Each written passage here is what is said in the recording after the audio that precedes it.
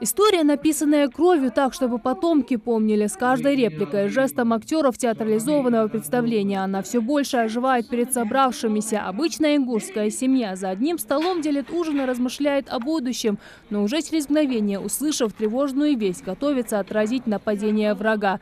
Сильный и величественный народ, который выстоял и не позволил врагу пройти через свои земли.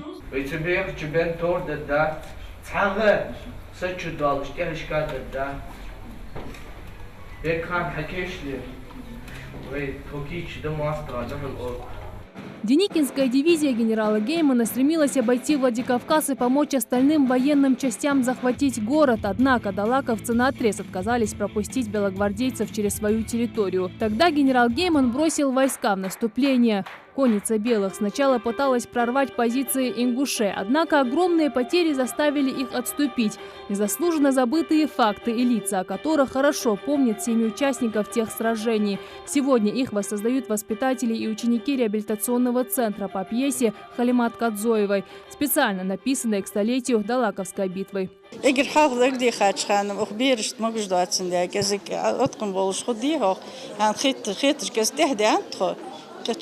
حلقة مخنيج يتي بارمتيش تأخذ إليش بحقلش شوي خانر بولشناخ ليل ديش باخ بيزش ليل بيج بيرج مديش وقت واش نوقت شو دار بديا نوقستل ديا تان نياد بوقتلش مديش بيرج تأخ تان بتار تابيت إس ترلق أخمخ истории دوزر شاج حدا متك خار شوي داش ليل ديا ليل أخلو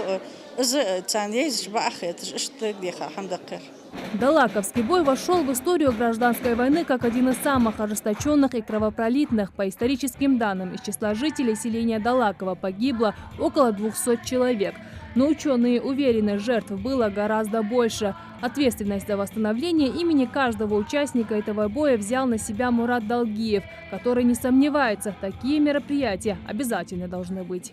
Мы были во всех мероприятиях, и Сепцовской, и научно-исследовательской библиотеки, и в Карабулайской школе, и Далаковской школе, и Кантышевской школе, и на Сыркорте.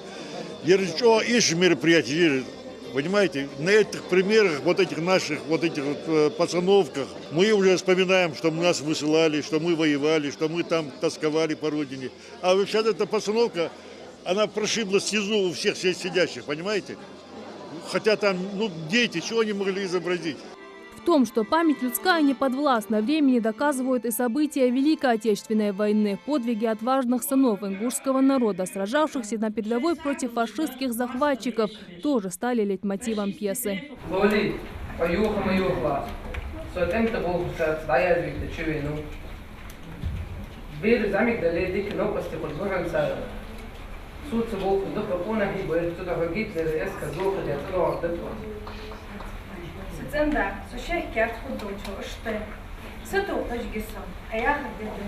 1919-41 и 92 годы – это прошлое народа, которое нельзя вычеркнуть из национальной памяти. Сегодня оно снова затронуло каждого в этом зале. Постановка этой пьесы показывает, что мы не забудем о подвиге наших представителей нашего народа, наших мужчин, что мы всегда будем помнить о тех, кто сложил свои головы, свою жизнь сложил вот в этой битве. Барка халчан, хадихра, барка халчан, толгерхаху кра, барка халчан. Ярмуда хамажи, векаман тахяча, халуяли, азаптали, дал хат ваттамадис. Но я тихо швей тихина дислудачи изму хамаж ярму хамаж ди она дагдеха тваша елайрохи мероприятие. Здесь долетишият векам хамаж здесь долетишият